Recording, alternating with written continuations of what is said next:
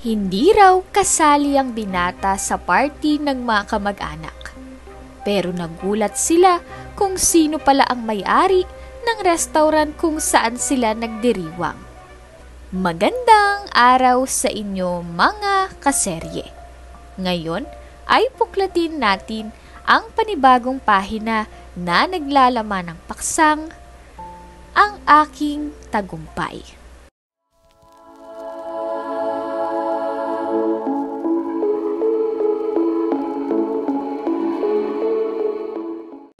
Magandang umaga po, Tia Marta.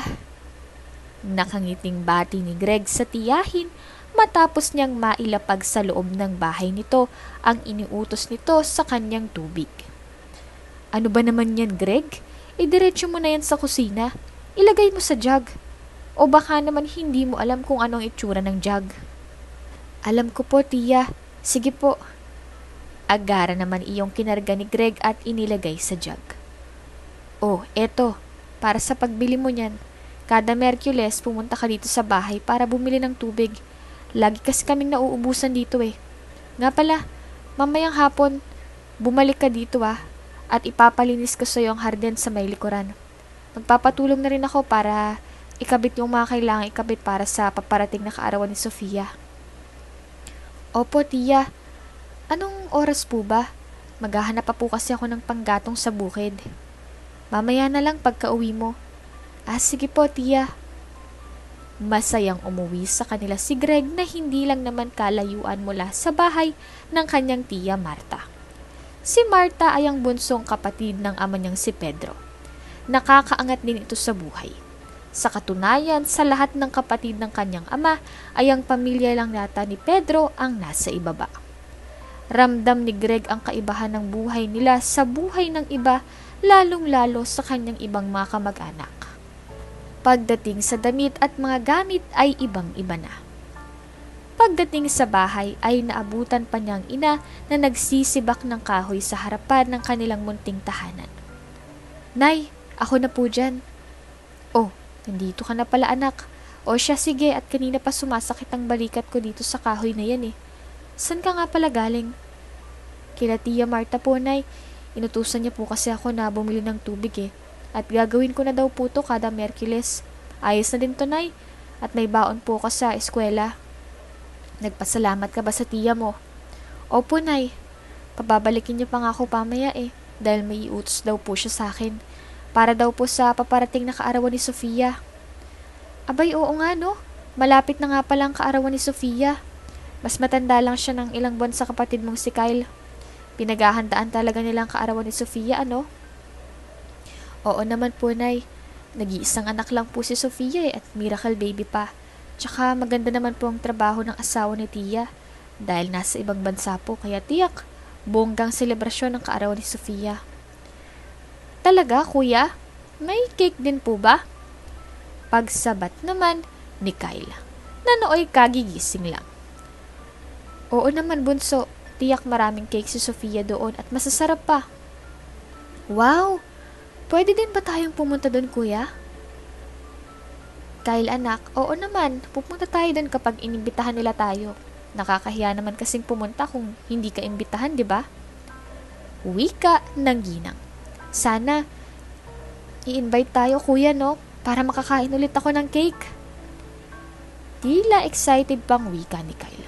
Kinahapunan, bumalik muli si Greg sa bahay ng kanyang Tia Marta para tulungan ito sa paghahanda. Gabi na rin ang matapos sila kaya doon na siya nito pinakain. Greg, pagkatapos natin kumain dito, maghugas ka muna ng pinggan ha, bago ka umuwi sa inyo. Opo, Tia. Nga pala, bukas pumunta ka dito at may kakargahin kayong mga lamesa at upuan. Tia, Lunes po kasi bukas eh. May pasok po ako. Ano po bang oras kailangan kargahin ng mga mesa? Lumiban ka! Alangan namang kakain lang kayo dito na hindi man lang tumutulong. Opo, Tia. Nasabi na lamang ni Greg. Nang makauwi naman siya sa kanila ay nagmano muna siya sa mga magulang bago inunat ang buong katawan. Marami bang pinatrabaho sa iyo ang Tia Martan mo, anak? Tanong ng kanyang ama. Opo, Tay. Bukas nga po, papalibanin niya ako sa paaralan eh. Para daw po makatulong ako sa paghahanda sa kaarawan ni Sofia sa Martes. Ano? Sana tumanggi ka, anak. Hindi naman pwede yung mas uunahin mo pa ang kaarawan ng anak niya kaysa sa pag-aaral mo. Di na po ako tumanggi, tay. Nahiya din po kasi akong tumanggi. Hayaan niyo na lang po. At iyon na nga ang ginawa ni Greg. Lumiban siya sa eskwelahan kinabukasan para tumulong sa paghahanda para sa kaarawan ng nag-iisang anak ng kanyang tiya Marta. May mga ibang kamag-anak din silang nagsisidatingan at mukhang doon na magpapalipas ng gabi para sa kaarawan ni Sofia. Greg, ikaw pala yan. Nasaan ang tatay mo? Hindi ka na ba nag-aaral? Tanong ng isa sa kamag-anak nila. Nag-aaral pa po, tiya. Lumiban lang po muna ako para makatulong dito sa paghahanda para bukas. Ah, ganun ba? Nasa sekundarya ka na ba ngayon? Opo, nasa 3 taon na po ako sa sekundarya. Ganun ba? Ang tatay mo? Ano ng trabaho ngayon? Namamasada pa rin ba? Opo, tiyang. Ay, naku, yung tatay mo. Wala nang ibang alam gawin kundi ang mamasada. Kaya hindi pa rin kayo umaasenso eh. Kontento na siya sa ganyan. At ikaw, dapat sana rin hindi ka na nag-aaral. Sana nagtrabaho ka na lang para may maitulong ka na sa mga magulang mo. Buti sana kung nag-iisa kang anak, di ba? Kaso may bunso ka pang kapatid, di ba? Opo. O, yun na nga. Bakit kaya ang mga naghihikaos pa sa buhay? May mga gana pang mag-anak ng mag-anak. Ito ngang si Tia Marta mo, nasa ibang bansa ang asawa, pero tignan mo naman, isa lang ang anak.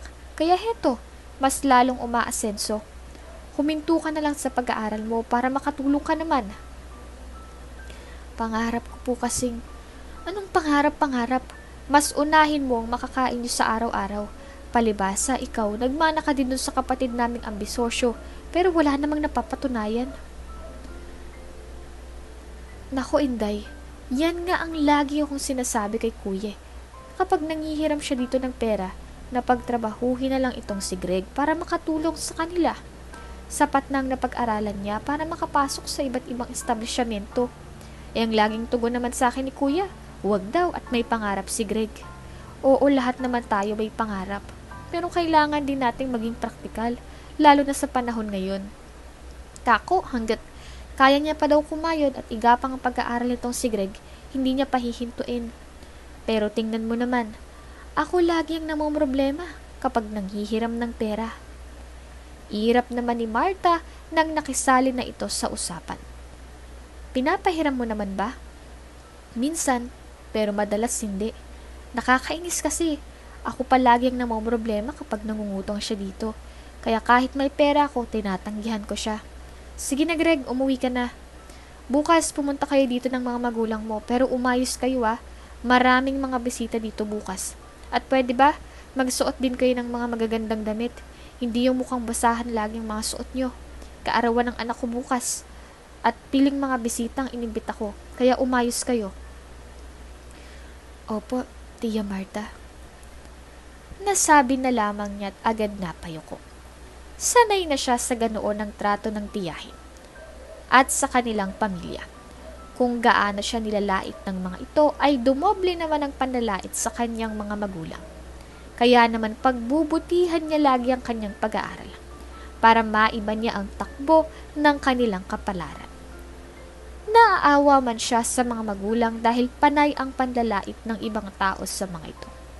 Lalo na sa kanyang ama, pero mas pinili niyang manahimik dahil ayaw niyang iyon ang panimulan ng gulo. Kinabukasan, tulad na rin ng bili ng kanyang tiya Marta, ay nagsuot sila ng magandang damit.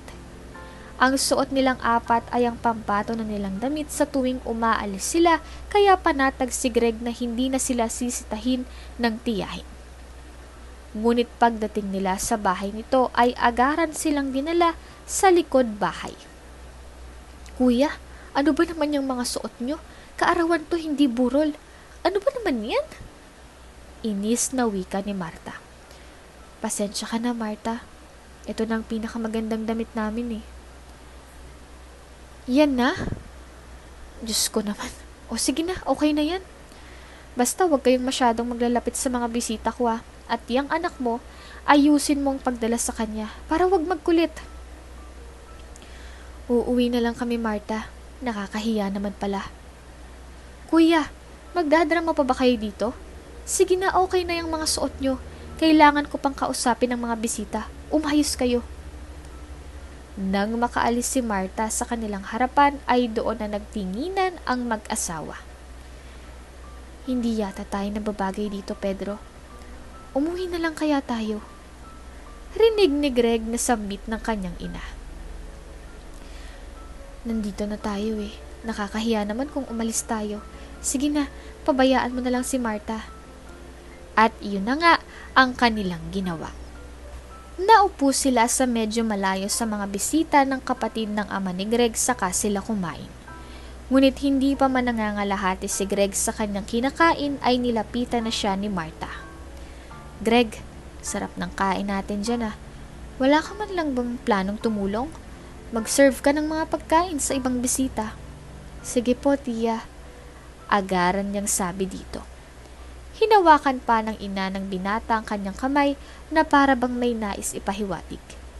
Pero nginitian lamang ito ni Greg at sumunod na sa tiyahin para mag-serve ng mga pagkain at mga inumin sa ibang mga bisita. Ngunit habang ginagawa niya iyon ay ganoon na lamang ang gulat niya nang marinig ang iyak ng kapatid na si Kyle na nooy palapit sa kanya. Nakasunod naman dito ang galit na galit niyang tiya Marta. Hoy, lumabas ka dyan, bata ka. Tiya, ano po bang nangyari?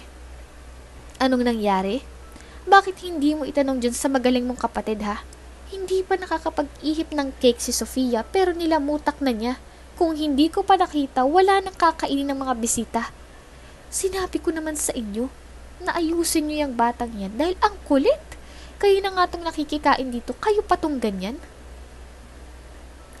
Medyo malakas na ang boses ni Marta. Kaya ang mga ibang bisita nila pati na ang iba nilang kamag-anak ay napatingin sa kanila. Maski ang mga magulang ni Greg ay napalapit na rin sa gawin nila. Marta, anong nangyayari dito? Kuya, ilang beses ko bang sasabihin sa inyo na wag niyong hahayaang makawala sa mga mata niyong anak niyo? Ayan! Nilamutak ang cake ni Sofia. Bakit ba ito nakawala sa inyo ha? Siguro, abalang-abala kayo sa pagkain ano? Kaya hindi nyo na naisip ang anak nyo. Marta, hinaan mo naman ang boses mo. Ang dami ng taong nakakarinig oh. Wala akong pakialam. Total matagal na rin naman ako nagtitimpi sa inyo eh. Sa pamilya mo. Inuubos nyo talagang pasensya ko, no? Pasalamat nga kayo, inimbat ako pa kayo dito eh. Hindi sana kayo makakakain ng mga masasarap na pagkain. Tapos, ganito pa ang igaganti nyo sa kagandahang loob ko? Ngayon sirang-sira ng araw ng anak ko. Sinira nyo. Kahit kailan talaga, nakaka-imbyerna na kayo at ikaw bata ka. Agad nitong hinila si Kyle mula sa likuran ni Greg at pinalo sa puwet ng paulit-ulit. Kaya doon na nag-iiyak ang bata. Aray po! Aray! Iyak nito. Marta, ano ba? Tama na yung nasasaktan ng anak ko. Saway ni Pedro sa kapatid. Masasaktan talaga siya dahil hindi nyo dinidisiplina. Tama na yan, Kyle. Ano ba talagang ginawa mo? Bakit ka naman nangialam? Hindi ba't sabi kong huwag kang maglilikot? Ang sabi mo, babatiin mo lang si Sofia. Opo, tay. Hindi ko naman po pinakailaman ng cake ni Sofia eh. Binigyan niya po ako para daw po makain ko. Aba, hindi ka lang pala makulit. Sinungaling ka pa. At talagang tinuturo mo pang anak ko. Wala ka talagang disiplinang bata ka. Marta, tama na sabi yan. Kung ano man ang totoo, bakit hindi natin tanungin si Sofia? At bakit ko naman gagawin yun? Kayo ang mga hampas lupa dito, mga pabigat at mga walang utang na loob. Hindi mo ba alam kung magkano ang cake ng anak ko? Kaya niya bang bayaran yun? Hindi. Pero wag mo naman sana kaming ipahiya dito, Marta. Kuya mo pa rin ako. Eh ano ngayon? Wala akong pakialam. Tayo, umalis na lang po tayo. Nakakahiya na po. Saan pa ni Greg sa ama? Abay, dapat lang. At simula ngayon, wag na wag kayong babalik pa dito sa bahay. Wag nyo na akong kukulutin kapag wala kayong pera dahil ngayon pa lang, sasabihin ko na sa inyo. na hinding-hindi nyo na maaasahan ang tulong ko. Kitang-kita ni Greg kung anong pagtitimpi ang ginawa ng ama para hindi makasagot. Kinarga nito agad ang anak na si Kyle at hinawakan sa kamay ang kanyang asawa. Pasensya na po sa abala. Alis na po kami. Pasensya na po. Paghingi pa niya ng paumanhin sa mga bisitang naroon. Greg, anak, sumunod ka na. Wika nito sa kanya na agaran niya rin namang sinunod. Paglabas ay dumiretso na sila sa tricycle ng ama at pumasok. Tahimik lamang sila sa buong biyahe. Pero nakatitig pa rin si Greg sa ama na patuloy pa rin lumuluha kahit nagmamaneho. Pagdating ay akma na sanang magbibihis si Kyle. Nang magsalita si Pedro. Kyle, huwag ka munang pumasok sa kwarto. Bakit po, tay? Galit pa din po ba kayo sa akin? Tila natatakot pa nitong wika. Hindi, anak. May nais lang akong itanong. Ano ba kasi talagang nangyari? Mahirap lang tayo, oo. Pero hindi ko kayo pinalaking sinungaling. Kaya magsabi ka sa akin ng totoo. Bakit ka nangialam doon? Tay, hindi po ako nangialam doon. Binigyan po talaga ako ni Sofia. Sabi niya po kasi alam daw po niyang paborito ko yun. Tinanong ko pa nga po siya kung ayos lang eh. At sinabi niya, ayos lang daw. Nung kumakain na ako, doon na ako nilapitan ni Tia Marta.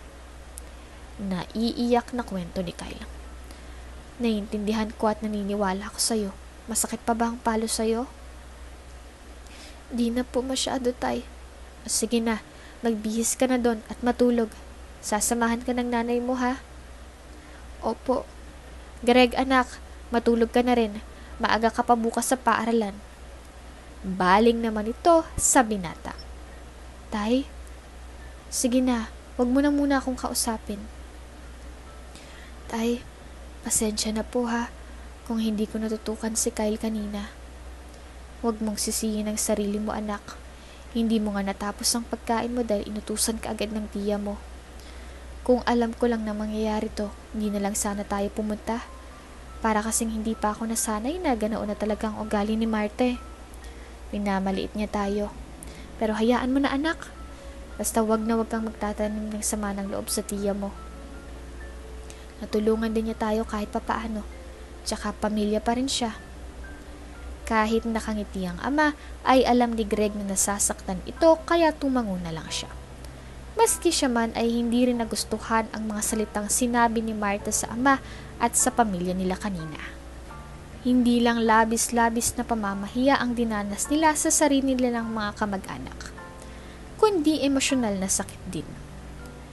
Nasa silid na si Greg pero rinig niya pa rin ang mga mahihinang hikbi ng ama na alam niyang umiiyak pa rin kaya naiyak na rin siya ng mga oras na iyon.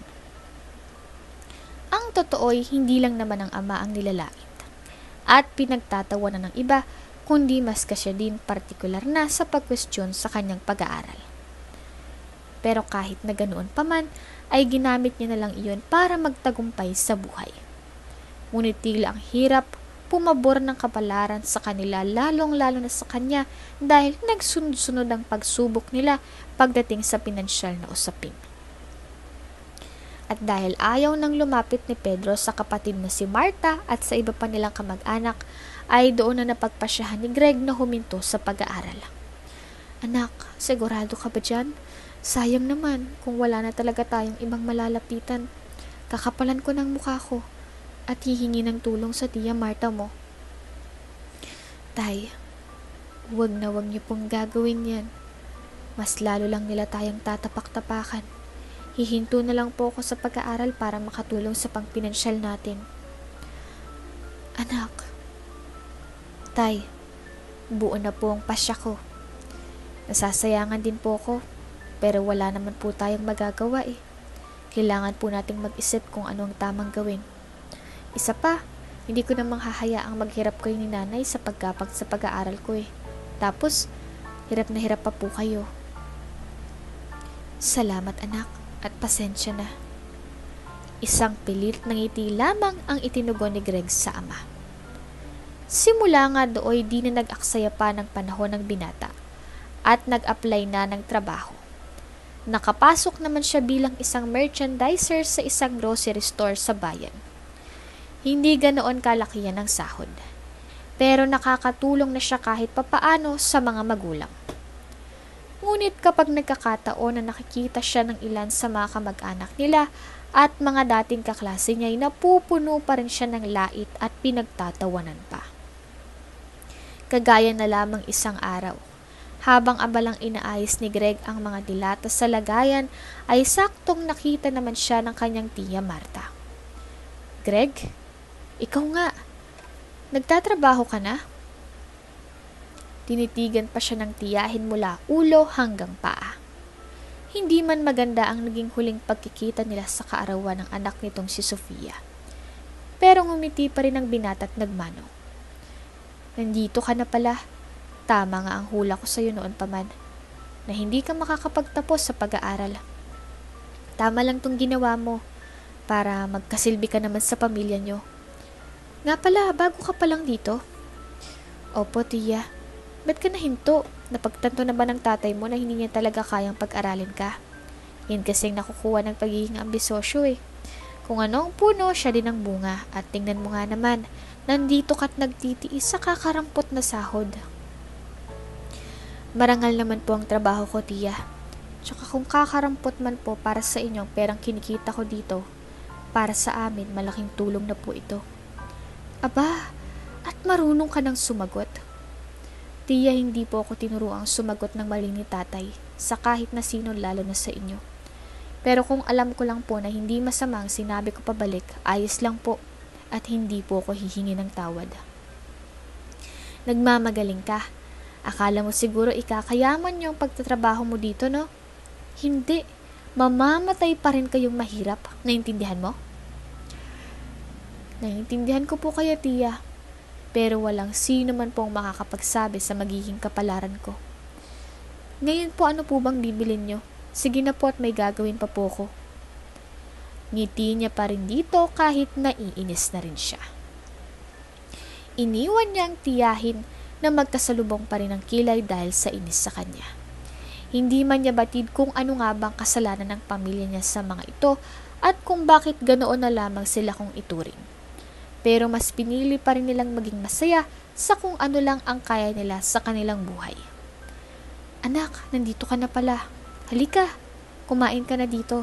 Sakto, mainit-init pa tong ulam." Saad ng kanyang ina pagdating niya sa bahay isang gabi galing sa trabaho. "Nasaan po si tatay, Nay?" "Nasa kwarto na at tulog. Napagod yata sa pamamasada eh. Ikaw, kumusta naman ba ang trabaho mo?" "Ayos naman po, Nay. Nagkita po pala kami ni Tia Marta kanina doon sa pinagtatrabahuhan ko." "Si Marta? Nagkausap kayo?" "Opo, nilapitan niya po ko eh. Tinanong niya po kung bakit daw po ko nandun at kung bakit daw po ko nahinto. Nagsalita na naman ba siya ng hindi magagandang salita?" "Opo, Nay. Pero hindi ko naman po siya pinatulan eh. Yan po ang laging bigli niyo sa akin ni tatay, di ba?" "Oo, anak. Hayaan mo lang sila. Diyos na ang bahala sa mga pinagsasabi nila sa atin." Ngiti ng ginang. Ilang buwan ding nagtrabaho si Greg sa grocery store. Hanggang sa isang oportunidad ang dumating sa kanya. Oportunidad pa ibang bansa. Alam niyang hindi niya agad-agad makukumbinsi ang mga magulang sa ideyang mag-abroad, pero pipilitan niya pa rin. Kung mananatili lamang kasi siya sa bansa ay mukhang matagal-tagal pa niyang matutupad ang mga planong nakalista sa kanyang isipan. "Ayaw man sana namin ng nanay mo dyan sa plano mo, anak. Pero mukhang gustong-gusto mo yan at porsigido ka." Saad ng amang si Pedro. "Gusto ko pong mangibang bansa, tay, para po maging maginhawa po ang buhay natin. Pagsisikapan ko pong makapag-ipon o di kaya makahiram ng pera kung may mahihiraman man po ko. Pero po kapag nakapag-abroad na po ko, ayun ho." "Kakayanin mo kaya doon, anak? Malayo ka sa amin." "Kakayanin ko po, tay. Alang-alang po sa mga pangarap ko para sa atin." "O sige, kung yan talaga ang gusto mo, pagbibigyan ka namin. Maghahanap na rin ako ng paraan kung saan makakahiram ng pera para may panggastos ka." Niyakap naman agad ni Greg ang ama. Dahil kahit alam niyang walang-wala sila ay sinusuportahan pa rin siya nito.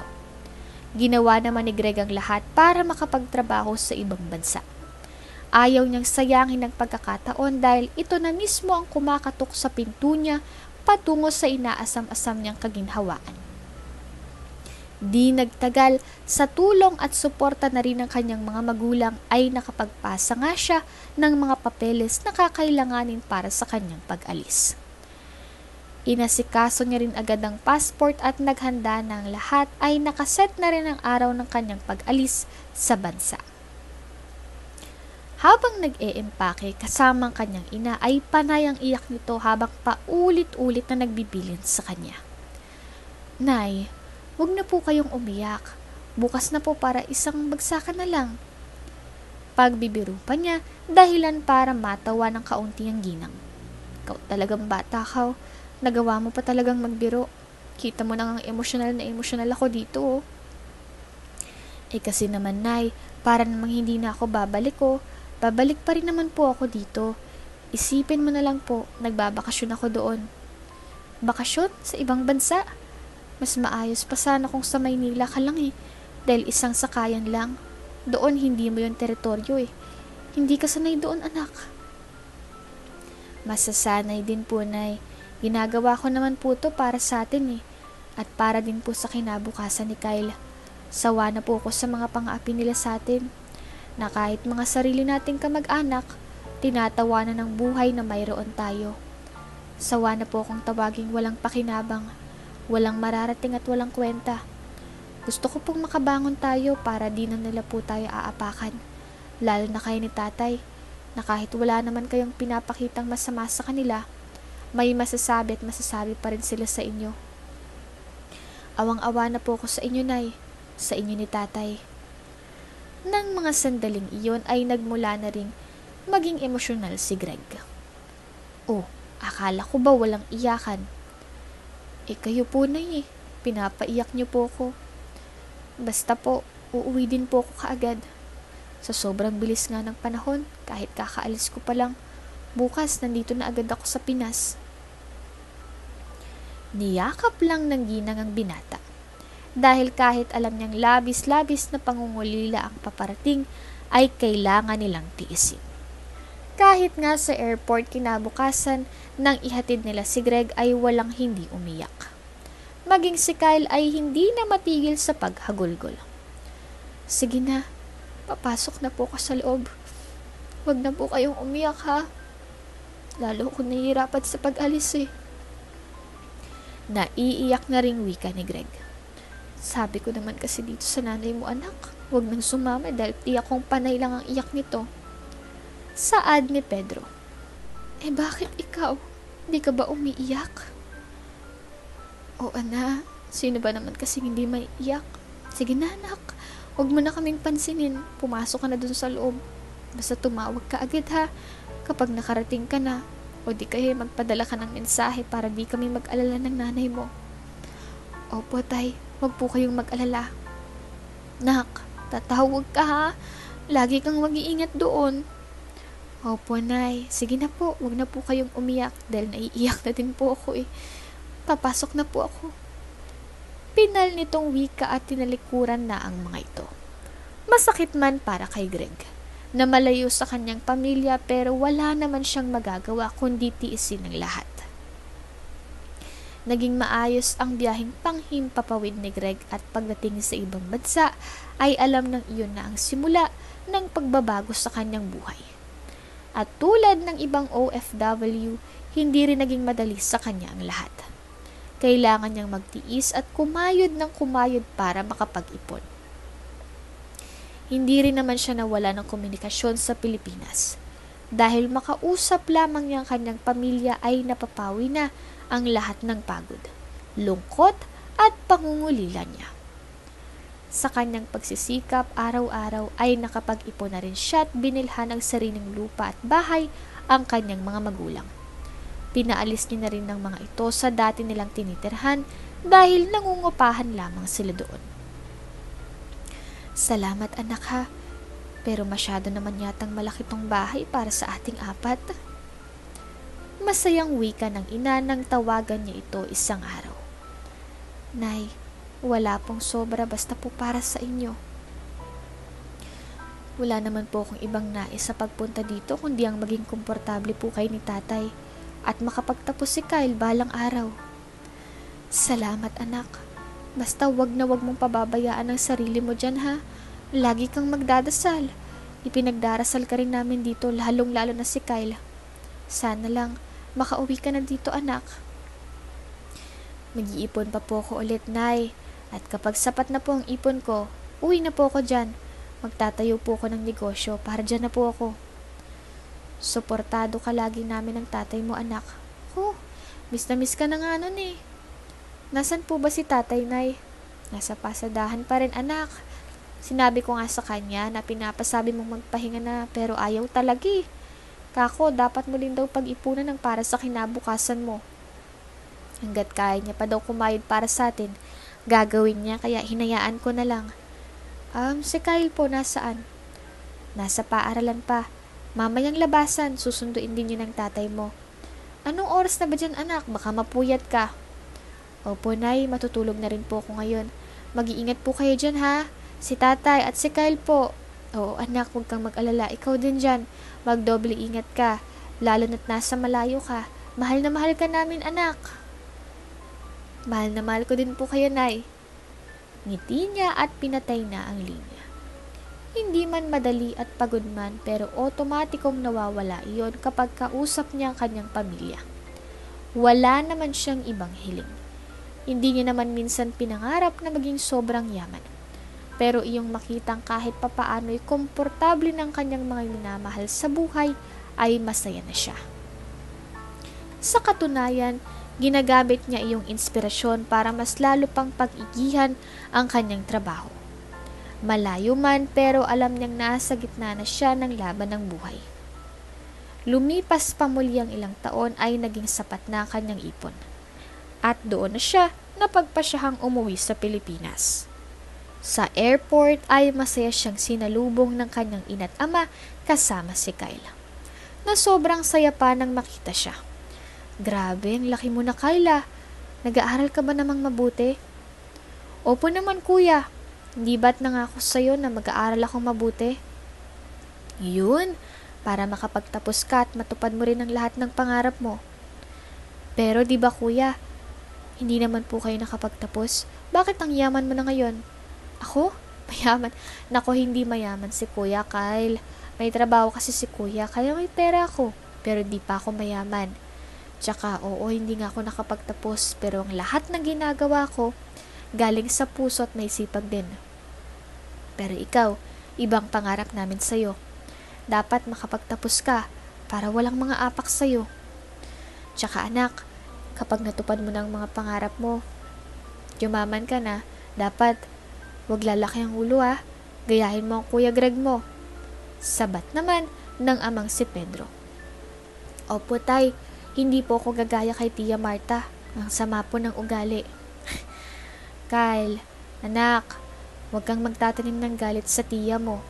Matagal na yon at dapat maging masaya na tayo ngayon sa buhay natin. Hindi rin naman natin siya nakakausap may kanya-kanya na tayong buhay. Ang pagtuunan mo ng pansin ay ang pag-aaral mo. Ayos ba yun? Ngiti na rin ng kanyang ina. Ayos po, Nay. O siya, tara na't baka abutan pa tayo ng trapiko. Anak, ako nang magdadala ng gamit mo. Ako na po, Tay. Kaya ko na po. Sa biyahe ay nagkikwentuhan ng lahat. Napuno naman ng hiyawan ng sasakyan dahil sa pagiging madaldal ni Kyle. Inaamin ni Greg na na-miss niya iyon at ngayon na nandito na siyang muli at kasama niya na ang pamilya ay susulitin niya ang bawat araw na kasama niya ang mga ito. Sa pagbalik niya sa Pilipinas ay ginamit niya sa maayos na paraan ang kanyang naipon na pera. Nagtayo siya ng negosyo at ang negosyong iyon ay isang restaurant. Pinag-aralan niyang mabuti ang pamamalakan niyon hanggang sa ito ay naging matagumpay. Ang kanyang maliit na restaurant sa simula ay napagawaan niya na ng extension dahilan para mas lalo iyong lumaki at dagsain ng mga customer.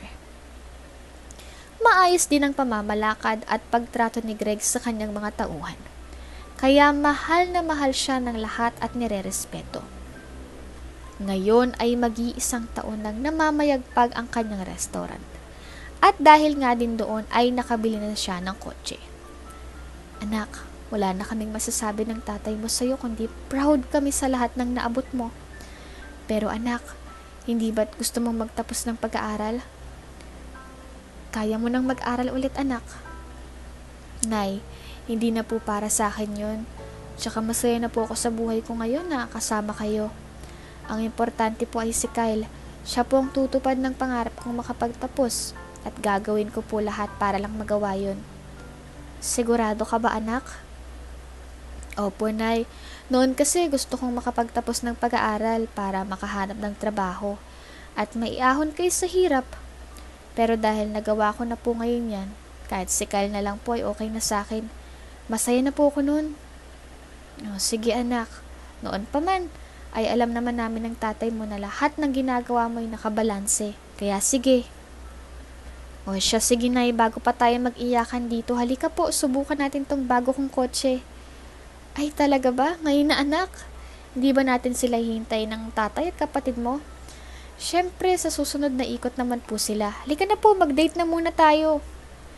Natawa na lamang din ng ina at noon ngay masaya silang nag-road trip gamit ang kotse ni Greg.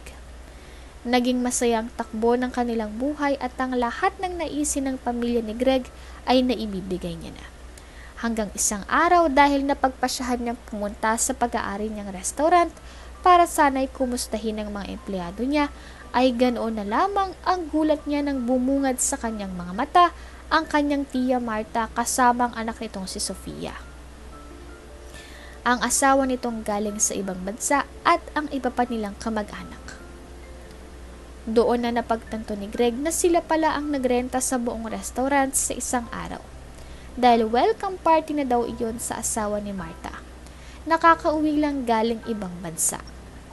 Nang magtama ang mata nila Marta ay doon na ito biglang tumayo at nakataas ang kilay na tiningnan siya. At anong ginagawa mo dito? Paano mo nalaman na nandito kami? Sinusundan mo kami ano? Po? Han? Si Greg ba to? Ang laki mo na Greg ah. Nakangiting pagsabat ng asawa ni Marta na akma na sanang lalapit sa binata. Nang pigilan ito ng kanyang asawa. Huwag kang lalapit sa kanya George. Hindi siya imbitado sa party na to. Para lang to sa magkakamag-anak. Han, anak siya ni Kuya Pedro. Isa pa o nga pala nasa sila Kuya Pedro. Pwede ba George? Huwag ka nang magtanong pa. May nangyari lang habang nasa ibang bansa ka pa at naging dahilan iyon para tuluyan ng lumabo ang pagiging magkapamilya namin. At ikaw, Greg, anong ginagawa mo dito? Hindi mo ba alam na nirentahan ko ang restaurant na to para sa party? Na dapat ay kami-kami lang. Umalis ka na dito para wag tuluyang masirang araw namin. Tia, hindi ko po balak sirain ang araw nyo. Tsaka, at sumasagot ka pa. Kung hindi mo nga kami sinusundan, anong ginagawa mo dito? At kayong mga empleyado dito, talagang nakatingin lang kayo? At ikaw, Kuya Guard, alam mo namang nirentahan namin ang restaurant na to, di ba? Bakit po siya hinayaang makapasok? At ikaw naman, Greg, hindi mo ba nababasa ang salitang close? Tumaas na ang boses ni Marta ng mga sandaling iyon. Kaya doon na lumapit ang gwardya para awatin siya. Ma'am, huminahon po kayo. Saan nito? Teka nga, wag mo nga akong hawakan. Ako ang customer dito. Akong nagbayad sa buong araw niyo dito. Hindi biro ang binayaran ko para lang awatin mo ko. Imbis na ako ang inaawat mo, bakit hindi itong lalaking to ang awatin at palabasin mo? Han, tama na. Hindi, George. Malaki ang binayad ko dito para lang maging perpektong welcome party mo. Tapos ganito lang? Paalisin mo din tong lalaking to, guard. Ma'am, pasensya na po pero hindi po pwede yung sinasabi mo. At bakit hindi pwede? Ano bang sinabi niya sa'yo? Nakamag-anak namin siya at imbitado siya? Hindi. Hindi siya imbitado kaya paalisin mo siya ngayon din. Ma'am, hindi nga po pwede yung gusto mong mangyari dahil si Sir Greg po ang may-ari nitong restaurant at siya po ang boss namin. Sa narinig ay saglit na natigil si Marta sa pagsasalita. Ngunit maya-maya lang ay napatawa ito. Eto, may-ari nitong restaurant na to? Pinaglololoko niyo ba kami dito? Kilala ko ang pamilyang pinagmulan nito. At mahirap pa sila sa daga. Ma'am, siya po talaga ang may-ari nito. Giit pa ng gwardya. Sige na kuya, bumalik na po kayo sa pwesto niyo. Ako na po ang bahala dito. Ngiti pa rin ni Greg sa gwardya na agad ring tumango. Binalingan ng binata ng tingin ng ginang. Nanooy nakanganga pa rin na para bang hindi makapaniwala sa mga narinig. Totoo po ang sinasabi niya, Tia Marta. Ako nga po ang may-ari ng restaurant na to. At opo, mahirap po ang pamilyang pinagmulan ko. Pero ni minsan ay hindi po kami nananapak ng tao. Hindi kami nanira at wala kaming kaaway. May mga nagagalit po sa amin katulad nyo. Pero alam po namin wala kaming ginagawa para ikagalit nyo na hanggang ngayon ay hindi ko pa rin malaman kung anong rason kung bakit ganyan ang trato nyo sa amin. O baka naman kinakahiya nyo na may kamag-anak kayong kasing hirap namin. Marami na rin po kayong sinabi na masasakit. Mga panlalait panghusga di lang sa akin, kundi maski na kina tatay. Pero sa kabila nun, hindi sinabi ni tatay at nanay sa akin na magpursigi ako para gantihan kayo. Bagko sinabi nila sa akin ng paulit-ulit na huwag magtatanim ng sama ng loob sa kahit na sino. At huwag gaganti dahil hindi bulag ang Diyos. Nakikita niyang mga ginagawa natin dito sa lupa. Natapos na po namin. Natapos na po ang mga araw na tinatapak-tapakan niyo ang pamilya ko. Natapos na po ang pagmamaliit niyo sa amin. Ang pang-aapi at pagpapahiya. Ang batang sinasabihan niyo noon na magiging walang silbi at mamamatay pa rin mahirap, eto na po ngayon. Masasabi ko pong kahit papaano'y guminhawa na pong buhay namin. At hindi ko nahahayaang api-apihin niyo pa ulit kami. Ngayon po hindi ko na pababayaran ang kalahati ng pagkain niyo. Pa-welcome ko na rin po kay Tio George. Tio, pasensya na po ha. Mag-enjoy po kayo dito. Alis na po ako. Kinukumusta ko lang po ang mga empleyado ko. Ngiting baling ni Greg sa asawa ng kanyang tiyahing si Marta saka umalis. Naiwan namang nakatulala ang lahat ng mga kamag-anak ni Greg, na naroon lalong-lalo ng kanyang tiya Marta. Walang masama sa sinabi ni Greg laban sa kanila. Pero labis-labis ang pagkapahiya nito dahil tagos hanggang buto ang punto ng bawat katagang winiwika nito. Habang si Greg namay agad na ring dumiretso sa kanyang kotse para makaalis na. Pero bago siya nagmaneho ay ramdam niyang parang gumaan ang kanyang kaloob-looban.